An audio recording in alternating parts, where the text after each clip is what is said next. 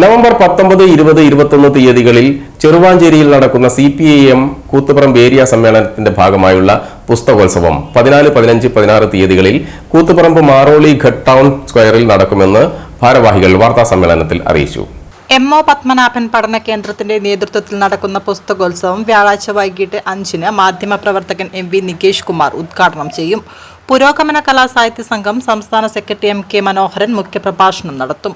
3 ദിവസങ്ങളിലായി നടക്കുന്ന പുസ്തകോത്സവത്തിന്റെ ഭാഗമായി കരോക്കെ ഗാനമേള, കവി കൂട്ടായ്മ, യോഗ, ഡാൻസ്, കുട്ടാപ്പും സംഘവും അവതരിപ്പിക്കുന്ന നാടൻ പാട്ടരങ്ങ് എന്നിവയും പുസ്തക ചർച്ചയും നടക്കും. ചിന്ത, Mathrubhumi, DC books, Kairali books തുടങ്ങിയ പ്രസാധകരുടെ പുസ്തകങ്ങളുടെ വിൽപ്പനയും പ്രദർശനവും നടക്കും. സമ്മേളനത്തോടനുബന്ധിച്ച് വിവിധ അനുബന്ധ പരിപാടികൾ സംഘടിപ്പിക്കുന്നു.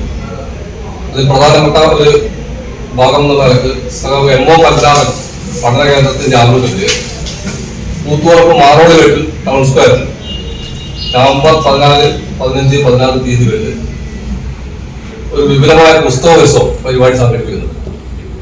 അതിൽ ചിന്ത, Mathrubhumi, DC books, Kairali books തുടങ്ങിയ പ്രസാധകരുടെ പുസ്തകങ്ങളുടെ പ്രദർശനവും വിൽപ്പനയും രാവിലെ 10 മണി മുതൽ രാത്രി 8 മണി വരെ നീണ്ടു നിൽക്കുന്ന പരിപാടിയാണ്. അപ്പൊ 14-നാണ് പരിപാടി ഉദ്ഘാടനം ചെയ്യുന്നത്. അത് വ്യാഴാഴ്ച വൈകുന്നേരം 5 മണിക്ക് പ്രമുഖ മാധ്യമ പ്രവർത്തകൻ MV നികേഷ് കുമാറാണ് ആ പരിപാടി ഉദ്ഘാടനം ചെയ്യുന്നത്.